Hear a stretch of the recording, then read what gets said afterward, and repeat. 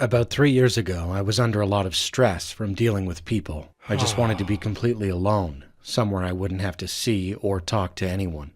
So I decided to go camping in a place where no one else would be around.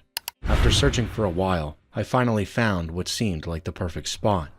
When the day came, I drove out and arrived deep in the forest. As soon as I got there, I started setting up my tent. Not long after, I heard a rustling sound behind me. Startled, I turned around, but there was no one there. After a moment of complete silence, I suddenly heard someone laughing from behind a tree. My heart dropped. Who's there? I yelled. Then I heard a quiet male voice reply. I'm not telling you. I assumed it was just some weird guy messing with me, so I tried to stay polite. I'm sorry, but I came out here to be alone today. If you're gonna mess around, please do it somewhere else. He didn't respond. He just stayed silent. I was annoyed by his strange behavior, but I figured he'd leave eventually, so I focused on finishing my tent. After I was done, I looked around to see if he was still there, but I couldn't tell. There were no sounds at all. So I sat down, watched some YouTube videos, and ate a simple canned meal. When night fell, I finally went into my tent and laid down to sleep. That's when I heard a voice. Going to sleep now? It was the same voice from earlier. Panicking, I jumped out of the tent and looked toward where the sound came from. It was the same tree the man had been hiding behind earlier. I could still hear him laughing. Who are you? Have you been here this whole time? I shouted. I'm really good at hiding, he said quietly. At that point, I was convinced something was seriously wrong with this guy, and I lost my patience. Hey, stop messing around and come out here! I yelled. Suddenly, he sprinted to another tree and hid behind it. Then, everything went silent again. I was angry, but I had no idea what to do. I didn't want to get closer, and I had no idea what he might do. I was debating whether I should pack up and leave when he spoke again. That tent is going to be your coffin. That was it. I decided I needed to get as far away from this lunatic as possible and started tearing down my tent. That's when he shouted, Where do you think you're going? Do you have any idea how long I've been waiting to roast you? I started rushing even faster. Suddenly, he screamed and burst out from behind the tree, charging straight at me. I ran to my car, locked the doors, and drove off immediately. He chased after me and slammed his hands against my car windows. I might have been mistaken, but his hands looked enormous, at least twice the size of a normal person's. I barely remember the drive. I just got as far away as I could, called the police, and went straight home. I don't know what happened after that. All I know is that I wasn't hurt, and I'm grateful for that. But even now, whenever I think back to that night, my breathing starts to speed up. Hello, my name is Jacob, and I'm from County Wexford, Ireland. This happened when I was 9 years old. My father and I visited Loftus Hall, which is widely known as one of the most haunted mansions in Ireland. I'd always been fascinated by haunted houses, so I was genuinely excited to finally see it in person. Loftus Hall is located near the Hookhead Lighthouse in County Wexford. When we arrived by car and my father saw the house up close, he looked visibly shocked. The mansion was originally built around the year 1350 by the Redmond family. In 1666, it later came into the possession of the Tottenham family. Sometime in the mid-18th century, the Tottenham family experienced a horrific event in that house. After that, the building was used for various purposes over the years, including as a convent and a hospital. Eventually, in 2011, it was purchased by the Quigley family and opened to the public as a tourist attraction. While we were on the tour, I overheard other visitors talking about the house, and that's when I learned the legend that has been passed down through generations. This is the story they told. It was a stormy night. The Tottenham family, who were living in the mansion at the time, were sitting down to dinner when they suddenly heard a knock at the door. When the head of the household opened it, he found a handsome young man dressed entirely in black standing outside. The family later referred to him as the Dark Stranger. They were a religious family, and they believed it would be unchristian to turn a stranger away. so they let him in and allowed him to stay.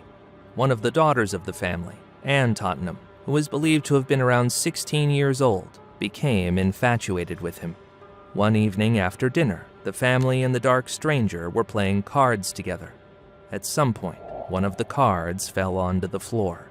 When Anne bent down to pick it up, she noticed something horrifying beneath the table. The dark stranger's feet were shaped like a goat's hooves. Anne immediately jumped up and shouted, "Your feet are split!" At that moment, the dark stranger burst into flames and shot up into the air and burst through the ceiling before vanishing into the night sky. A massive hole was left behind in the ceiling. According to legend, no matter how many times the family tried to repair it, the ceiling kept cracking. After that night, Anne was never the same. Her behavior changed completely. She stopped speaking and lived in a constant state of fear. Eventually, her family locked her inside her room. She refused to eat and spent most of her time staring out the window, as if she were waiting for the dark stranger to return. Anne died in 1775. When her family discovered her body, it was said to be rigid, with her arms and legs twisted into unnatural positions. No matter how hard they tried, they were unable to straighten her body. In the end, she was buried in that twisted posture. People later claimed that because Anne had seen the devil himself, her soul was twisted. Over the years, those who entered her room reported hearing whispers and the sound of footsteps when no one else was there. At one point during the tour, a visitor asked me to open the door to the room where Anne had been kept.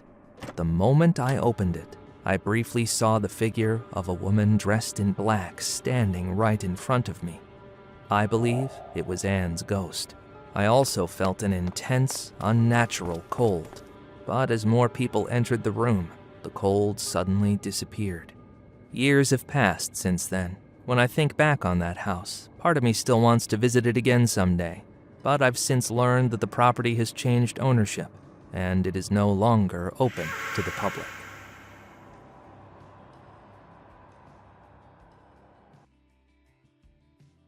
Around 2015, I was living in Tempe and working at a credit card company's call center.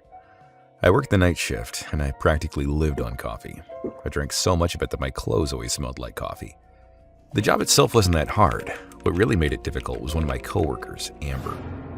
We were constantly on calls with no time for small talk. Tall cubicle walls separated each desk, so we couldn't even see each other's faces. Because of that, even though we worked together for over 6 months, we'd barely ever spoken.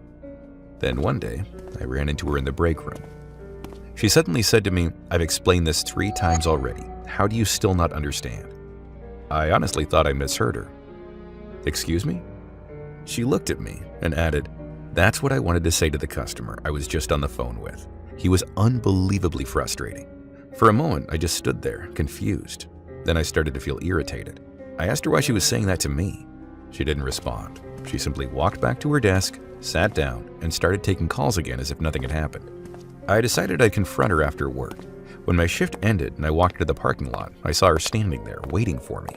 I was surprised, but I kept a straight face and asked her why she had talked to me like that earlier. She smiled and said, "Oh, so it bothered you?" I didn't really have a choice. I had nowhere else to vent my anger. The customer wasn't in front of me, and breaking the monitor would have cost too much. As she spoke so calmly, my hands started to shake. This wasn't the usual caffeine jitters. It was fear and anger. I warned her very clearly never to speak to me like that again. Her expression changed instantly. Her eyes went cold. And then she said, I think I know what I should break next." The moment I saw her eyes, I understood. This was the kind of person you should never get close to. I ignored her and got into my car. She suddenly slipped off one of her heels and raised it, as if she were about to smash my window. I panicked, started the engine, and drove straight home. That night, I texted my team leader and told him everything. The next day, Amber was officially warned. After that, I avoided even making eye contact with her. Then one day, I heard she had quit. I felt relieved. But not long after that, when I finished work and walked to the parking lot, she was standing right next to my car. She positioned herself in front of the driver's door as if to block me from getting in. She said she wanted to apologize and asked if I'd get something to eat with her. Something felt very wrong, but against my better judgment, I agreed. We went to a nearby diner. As we ate, I realized she hadn't come to apologize at all. Her apology was brief and empty. The entire time she stared at me as if she might stab me with her fork at any moment. A forced smile stayed frozen on her face. When I finally got home, an overwhelming, unexplainable exhaustion washed over me. The next day, she was waiting for me in the parking lot again. Once again, she asked me to grab a bite with her. I told myself this would be the last time. While we were eating, she suddenly said, "There's something I've always wondered." "What is it?" I asked. "How do people live like that?" she said. "What do you mean?" "How does everyone manage to keep living while holding back the urge to kill someone?" she whispered. "They're so good at suppressing it, but I'm not anymore." She leaned closer and continued, "I'm trying to decide whether or not I should stab you with a knife right now." That was when I finally understood what she was. I looked straight into her eyes and said slowly, "You're not like most people, and honestly, I pity you. You're going to spend the rest of your life suppressing a dream that can never come true." Then I left. I went straight home. Thankfully, she never came looking for me again. But even now, I still wonder, what kind of person was she? And what exactly was she planning to do to me? This is a real story from a friend of mine. It didn't happen to me, and I wasn't present when it occurred. For privacy reasons, I'll refer to my friend as Yancey. Yancey had an uncle who was very friendly and talkative. One night, Yancey, her uncle, and her aunt were hanging out together. It was around 12:30 a.m., and they were standing beside the road, just talking. Suddenly, without any warning, her uncle ran across the road in a frightened, panicked rush. He reached the other side, bent down, and picked up something, or at least, that's what it looked like. His arms were open, positioned as if he were holding a person, but there was nothing there. Yancey and her aunt were completely confused. Everything happened so fast that they didn't even have time to process what was going on. Then her uncle sprinted back toward them, still holding his arms as if someone was in them. That's when a car hit him. He was rushed to the hospital and fell into a coma that lasted 3 to 4 years. When he finally woke up, he told his family what he believed had happened that night. He said he saw an old woman who used to sell jujubes sitting across the road. He recognized her immediately and ran to save her because he thought she was about to be hit by a car. Years earlier, there had been an elderly vendor woman who regularly came to their house to sell jujubes. She was especially close to Yancey's uncle and treated him like her own son. He had always been kind to her. Not long after those visits stopped, the woman passed away after being hit by a vehicle. That night, Yancey's uncle believed he saw her sitting across the road. Unfortunately, after the accident, he was never the same again. He lost his mental stability, and his personality changed completely. Maybe it was the ghost of that woman. Maybe she wanted to take him with her, but why would she return after so many years? I guess we'll never know. Hi, I'm a huge fan of your YouTube videos, and I wanted to tell you a story my friend experienced, so I hope you get the chance to see this. Anyway, this happened when he was 13. He was working with his uncle at a water park in El Salvador for some extra money. He had been working there for a few weeks already. One day, while they were cleaning, his uncle realized that he had forgotten his tools in the bathroom and was about to go get them when my friend asked if he could go instead, because he had never really explored the water park like that. His uncle said yes, but then started to say, "If you see someone, don't run." My friend thought his uncle was just joking and tried to laugh it off, but his uncle looked serious. That kind of freaked him out, but he brushed it off since they joked around a lot. While he was on his way to the bathroom, he mentioned that it was pretty far, but he kept walking. About halfway there, he suddenly heard a door slam. It was really loud because it was a metal door, and that completely freaked him out. After pausing for a moment, he saw a woman dressed entirely in white. She looked wet, almost transparent. He stood there for a second, terrified, and then started running back toward his uncle. As he ran, he could hear wet footsteps slamming against the pavement, getting faster and faster behind him. He later said he was glad he was active and played soccer because he was able to run really fast. When he finally reached his uncle, he started tearing up. and explaining how he saw a woman dressed in white chasing him. That's when his uncle said, I'm sorry I didn't tell you about this before, but this place is haunted. The woman you saw was a ghost. Her children drowned here, and the pain completely broke her. She ended her life in that bathroom so she could be with them forever. After hearing that, my friend didn't know what to say or do. He just stood there in silence. Because of that incident, he had to go to therapy, and even now, he's still afraid when he thinks about it. I have written to you before because I am a big fan of the stories that you cover. I shared my story about a weird man that I used to see at my grandmother's house, but back then I didn't share many details because I was scared. But today, I'd like to share the whole story with you. I'm 16 right now, but this story happened when I was about 7. I used to go to my grandmother's house a lot because she had 4 cats, and I loved to play with them. Almost every time I went to her house, there would be an older-looking man with long, white hair, glasses, and a brown cane with beautiful designs on it. He needed the cane because he had a limp in his left leg. My grandmother always used to talk with him over a cup of tea, but I was always scared of him. There wasn't anything particularly scary about him, but I disliked him for reasons I couldn't explain. He would never speak to me, he would just look at me in a strange way. After a few years, I stopped seeing him, but it didn't bother me. Only about 2 years ago, I asked my grandmother about him, and she said that she didn't know who I was talking about. I tried explaining to her how the man looked to jog her memory, but she still insisted that she didn't know him. I realized trying to remind her about him was pointless, so I asked my other family members about him, and they also had no idea who I was talking about. Finally, the last person I asked was my younger sister, who was 13 at the time.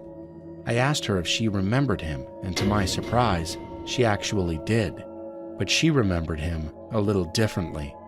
She told me she remembered him having a limp in his right leg, and that his cane wasn't made out of wood with designs on it.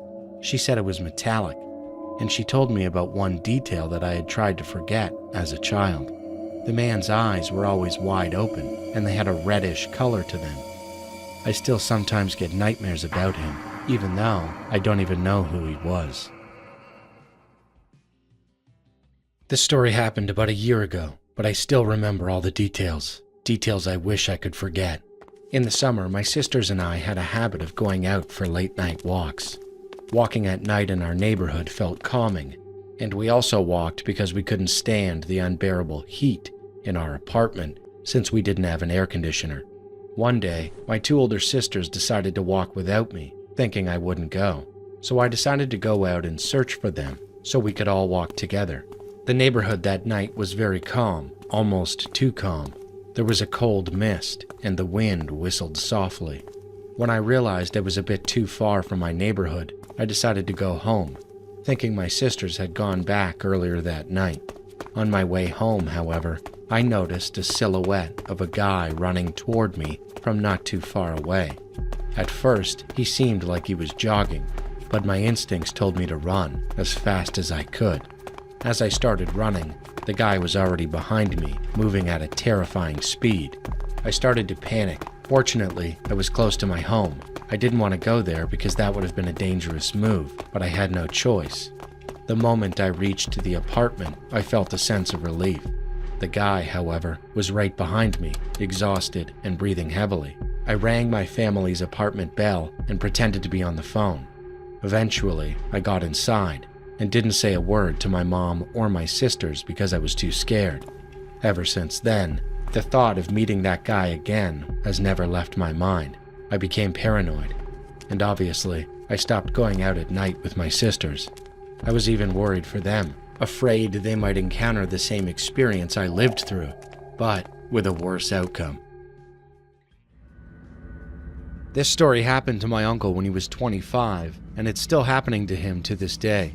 He lives at my grandmother's house. At some point, he began to feel that some kind of spiritual presence was following him. Wherever he went, especially when he was alone at home, it always felt like it was there. He didn't think it was an evil spirit, but strange things kept happening around him, almost like something out of a poltergeist story.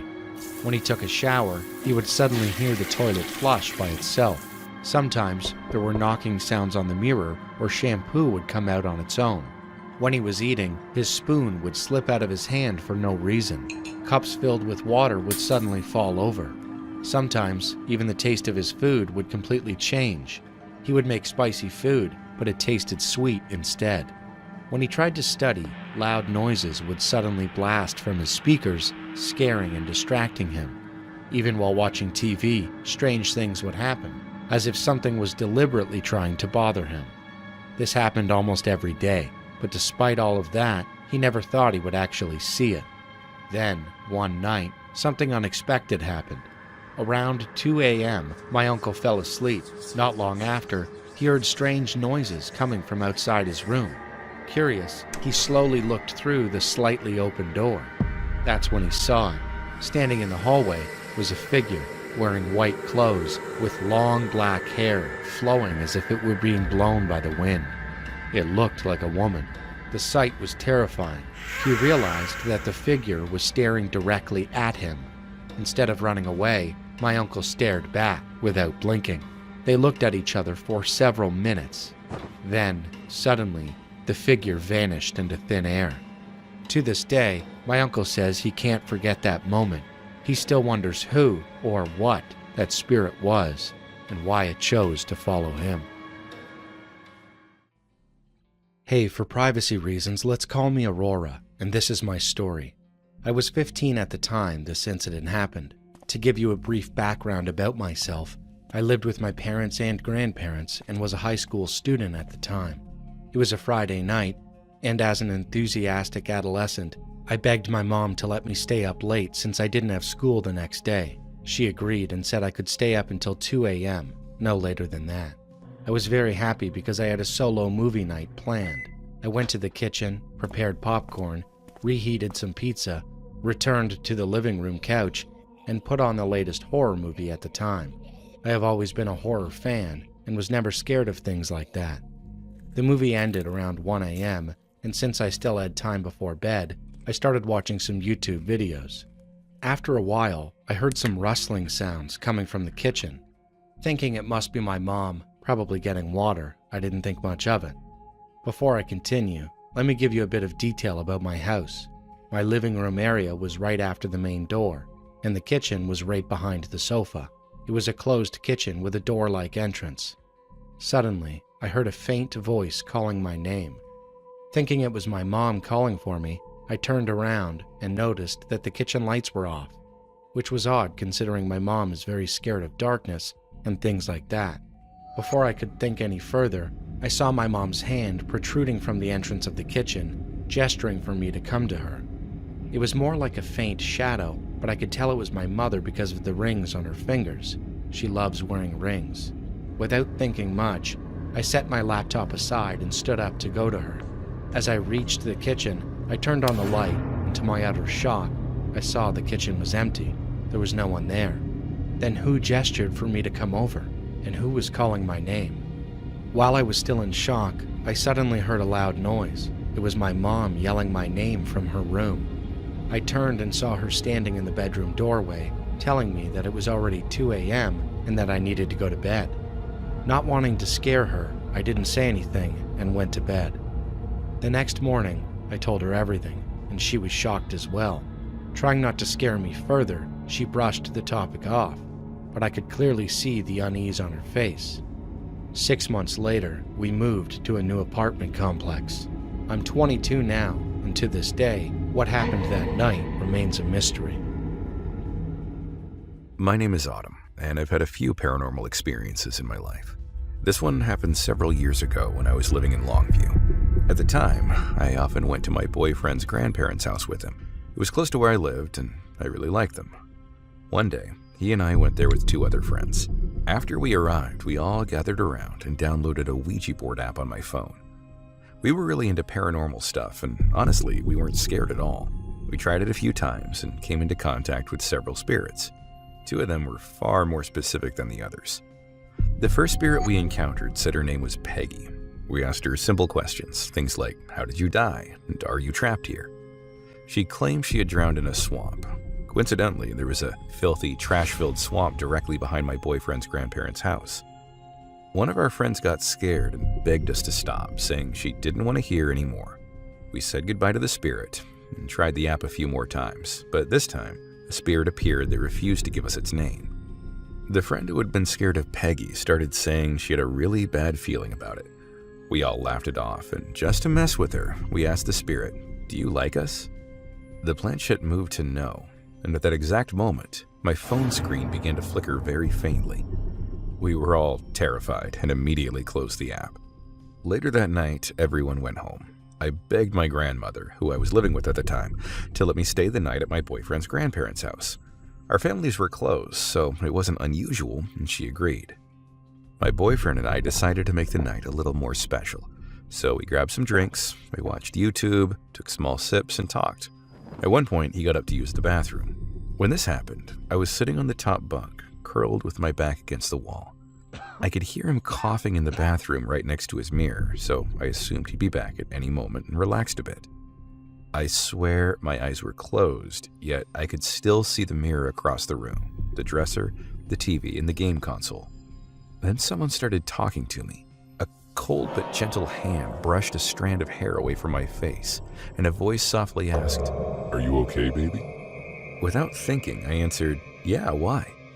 The hand stayed on my cheek, or at least the cold sensation did. Then the voice asked, "Will you carry my baby?" I got scared, but I assumed my boyfriend was just drunk and messing with me. I replied, "Maybe when we're older, but not now, baby." The voice became more insistent. It started to distort, twisting into something deeper and unfamiliar, repeating over and over, "Will you carry my baby?" I kept saying, No, this isn't funny anymore, please stop." Then I heard my boyfriend's voice say, "Who are you talking to?" Everything went completely black.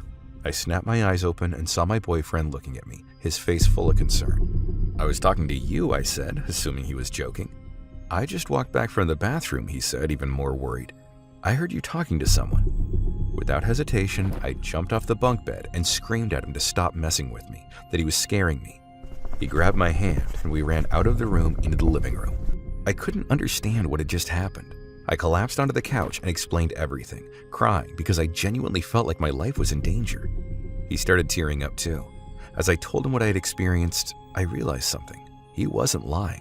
Whoever touched me and spoke to me, it wasn't him. Neither of us slept that night. We sat in the living room until around 6 or 7 in the morning, then went into the bedroom, grabbed our things, and left for my house.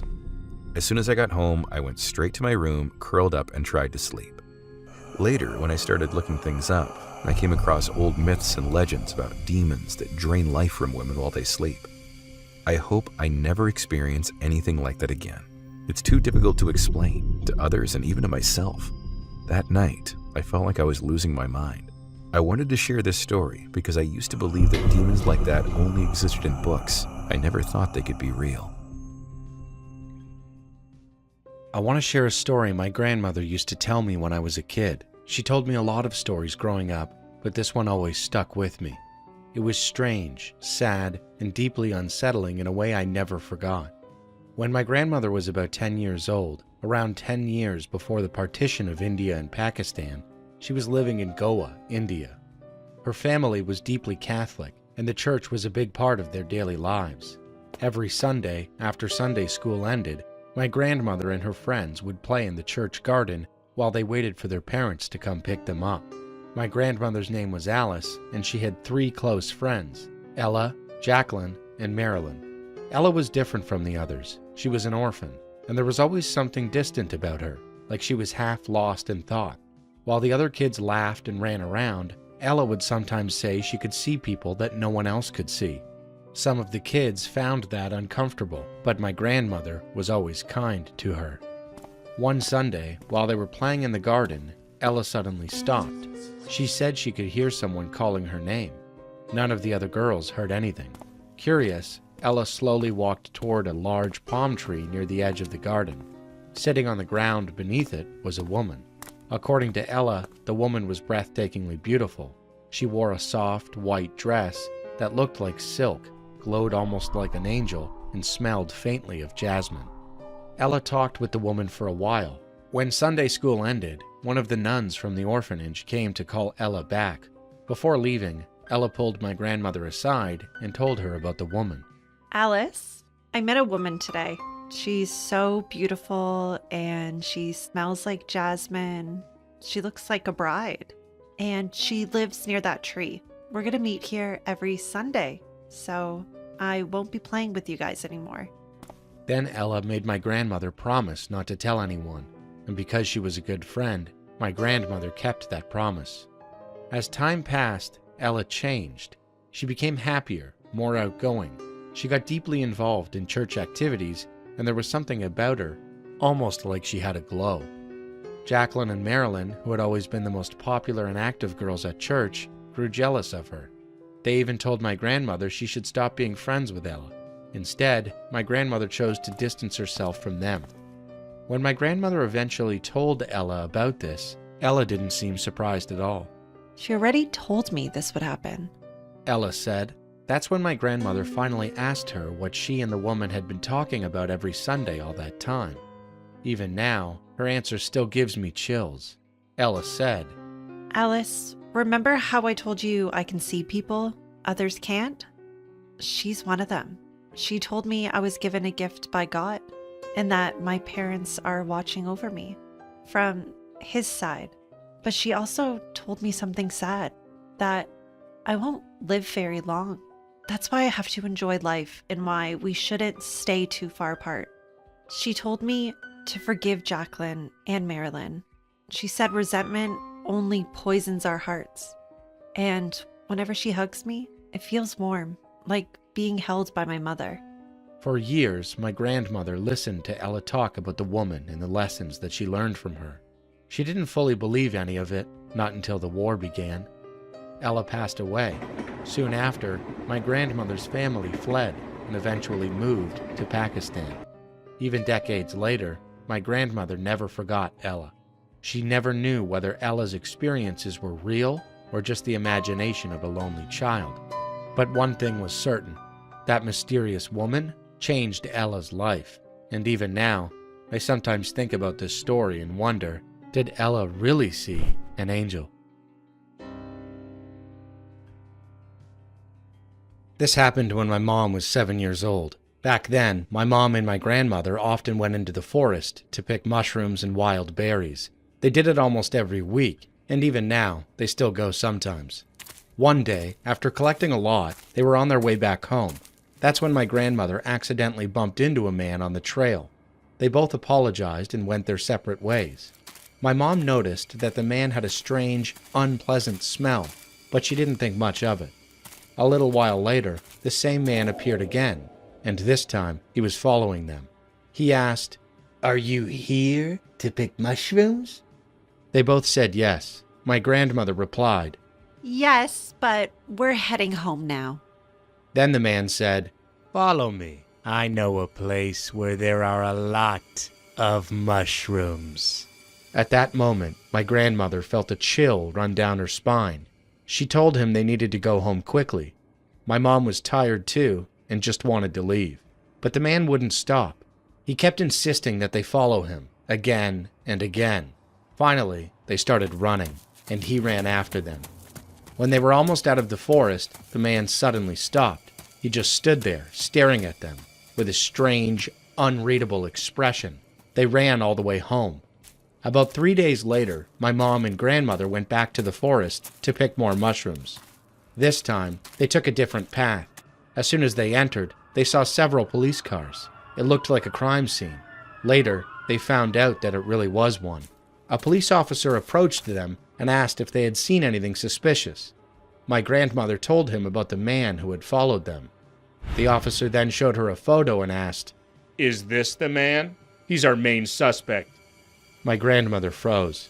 It was him, the same creepy man who had chased them. She was absolutely sure. She asked the officer, What happened? What did he do? The officer told her that a young woman had been brutally murdered in the forest. My grandmother was terrified. My mom started crying uncontrollably. A few weeks later, a letter arrived at their house. Because they were witnesses, my grandmother was summoned to court. She testified about what she had seen. In the end, the man was found guilty of murder and sentenced to life in prison. About a week later, News came out that he had confessed. He admitted that he had killed 2 other women. The girl in the forest wasn't his only victim. After that, my mom and grandmother felt relieved. They slowly began going back to the forest again. But 4 years later, something else happened. There was a prison break in the area. Rumors spread that about 7 inmates had escaped, including him. After hearing that, they were too scared to ever return. They never went back to that forest again. Sometimes I still think about what could have happened to them. What if they had followed him to get more mushrooms?